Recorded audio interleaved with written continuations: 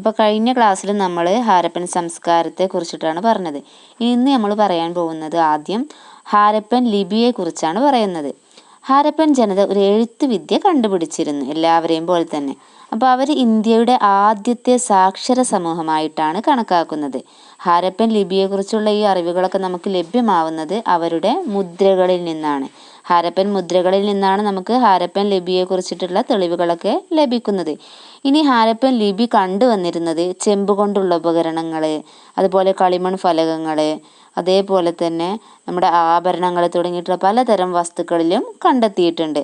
അപ്പോൾ പലതരത്തിലുള്ള വസ്തുക്കളിലും നമുക്ക് ഹാരപ്പൻ ലിപി കണ്ടെത്താൻ കഴിഞ്ഞിട്ടുണ്ട്. ഇനി ഹാരപ്പൻ ലിപിയെ നിഗൂഢ ലിപി എന്ന പേരിലാണ് അറിയപ്പെടുന്നത്. നിഗൂഢ ലിപി എന്ന് ഹാരപ്പൻ ലിപിയെ വിളിക്കാനുള്ള കാരണം അത് ഇതുവരെ വായിച്ചെടുക്കാൻ ആർക്കും കഴിഞ്ഞിട്ടില്ല. അതുകൊണ്ടാണ് അതിനെ നിഗൂഢ ലിപി എന്ന പേരിൽ അറിയപ്പെടുന്നത്. ഹാരപ്പൻ ലിപിയെ ചിത്രലിപി എന്ന പേരിലും അറിയപ്പെടുന്നുണ്ട്. കാരണം ഹാരപ്പൻ ലിപിയിൽ ധാരാളം ചിഹ്നങ്ങളാണ് ഉണ്ടായിരുന്നത്. അതുകൊണ്ടാണ് അതിനെ ചിത്രലിപി എന്ന പേരിൽ അറിയപ്പെടുന്നത്. ഇനി ഹാരപ്പൻ ലിപി എന്ന് പറയുമ്പോൾ മിക്ക ലിഖിതങ്ങളും വളരെ ചെറുതായിരുന്നു എന്നാണ് പറയപ്പെടുന്നത്. വലിയ ലിഖിതങ്ങൾ വളരെ കുറവായിരുന്നു. കൂടുതലായിട്ടും ചെറിയ ലിഖിതങ്ങൾ മാത്രമാണ് അതിലുണ്ടായിരുന്നത്. ഹാരപ്പൻ ലിപി എഴുതിയിരുന്നത് വലത്തു നിന്നും ഇടത്തോട്ടായിരുന്നു. അതാണ് അതിൻ്റെ പ്രത്യേകത എന്ന് പറയുന്നത്. അപ്പോൾ ഹാരപ്പൻ ലിപിയെക്കുറിച്ച് പറയാനുള്ളത്, ഹാരപ്പൻ ജനതയാണ് ആദ്യത്തെ ഇന്ത്യയിലെ സാക്ഷര സമൂഹം എന്നറിയപ്പെടുന്നത്. അവരുടെ ലിപി നിഗൂഢ ലിപി എന്ന പേരിൽ അറിയപ്പെടുന്നുണ്ട്. അതുപോലെ ചിത്രലിപി എന്ന പേരിലും അറിയപ്പെടുന്നുണ്ട്. നിഗൂഢ ലിപി എന്നറിയപ്പെടാൻ കാരണം അത് ഇതുവരെ വായിച്ചെടുക്കാൻ കഴിഞ്ഞിട്ടില്ല. ഇനി ചിത്രലിപി എന്ന് പറയാനുള്ള കാരണം അതിൽ കൂടുതലായിട്ട് ചിഹ്നങ്ങളാണ് ഉണ്ടായിരുന്നത്. അതുകൊണ്ടാണ് അതിനെ ചിത്രലിപി എന്ന പേരിൽ അറിയപ്പെടുന്നത്. ഇനി അത് കണ്ടുവരുന്നത് എവിടെയൊക്കെയാണ്? ഹാരപ്പൻ ലിപി എവിടെയൊക്കെ കണ്ടത്? ആഭരണങ്ങൾ, ചെമ്പ് കൊണ്ടുള്ള ഉപകരണങ്ങൾ തുടങ്ങിയിട്ടുള്ള പലതരം വസ്തുക്കളിലും ഹാരപ്പൻ ലിപി കണ്ടെത്താൻ സാധിച്ചിട്ടുണ്ട്. അപ്പോൾ ഇത്രയാണ് ഹാരപ്പൻ ലിപിയെ കുറിച്ചിട്ട് ചോദിച്ചാൽ എഴുതേണ്ടത്. ഇനി ഹാരപ്പൻ ലിപി നമുക്ക്, അല്ലെങ്കിൽ ഹാരപ്പൻ ലിപിയെ കുറിച്ചിട്ടുള്ള തെളിവുകൾ നമുക്ക് എവിടെ നിന്നാണ് ലഭിക്കുന്നത്? ഹാരപ്പൻ മുദ്രകളിൽ നിന്ന്. അത് പ്രത്യേകം ഓർത്ത് വെക്കുക കേട്ടോ. അപ്പോൾ ഇനി നമ്മൾ പറയാൻ പോകുന്നത് ഹാരപ്പൻ സംസ്കാരത്തിൻ്റെ തകർച്ചയ്ക്കുള്ള കാരണം, അല്ലെങ്കിൽ അന്ത്യത്തിനുള്ള കാരണങ്ങൾ. ഒരുപാട് കാരണങ്ങളുണ്ട്. അതിലൊന്നാമത്തതാണ് കാലാവസ്ഥാ മാറ്റം.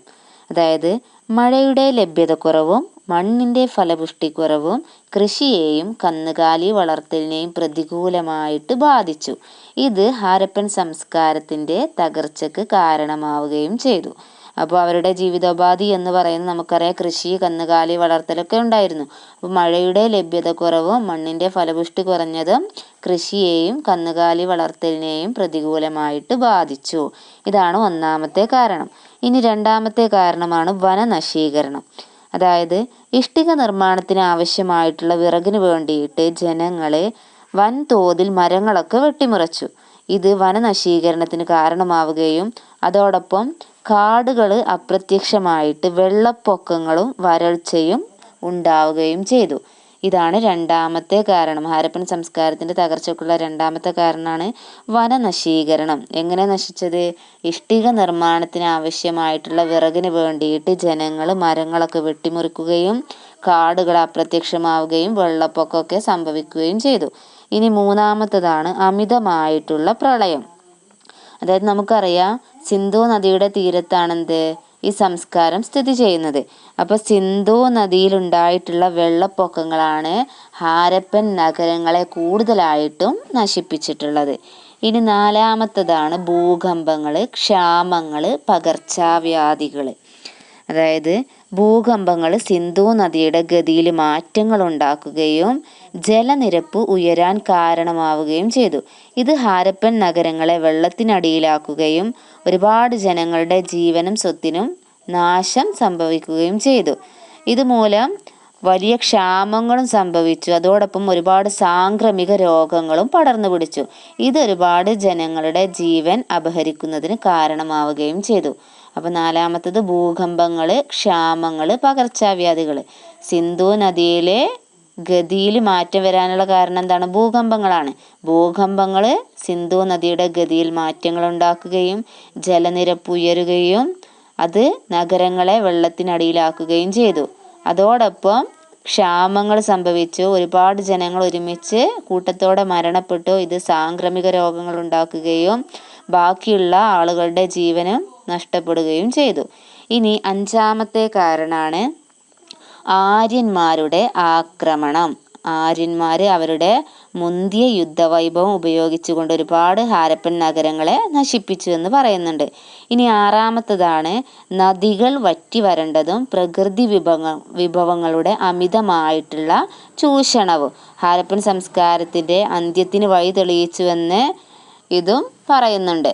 അപ്പോൾ ഇത്രയാണ് ഹാരപ്പൻ സംസ്കാരത്തിൻ്റെ തകർച്ചക്കുള്ള പ്രധാനപ്പെട്ട കാരണങ്ങളെന്ന് പറയുന്നത്. 1 കാലാവസ്ഥാ മാറ്റം, 2 വനനശീകരണം, 3ാമത്തത് അമിതമായിട്ടുള്ള പ്രളയങ്ങൾ, 4 ഭൂകമ്പങ്ങൾ, ക്ഷാമങ്ങൾ, പകർച്ചവ്യാധികൾ, 5ാമത്തത് ആര്യന്മാരുടെ ആക്രമണം, 6ാമത്തത് നദികൾ വറ്റി വരണ്ടതും പ്രകൃതി വിഭവങ്ങളുടെ അമിതമായ ചൂഷണവും. അപ്പോൾ ഇത്രയേ ഉള്ളൂ ഇന്നത്തെ ക്ലാസ്. ഓക്കെ.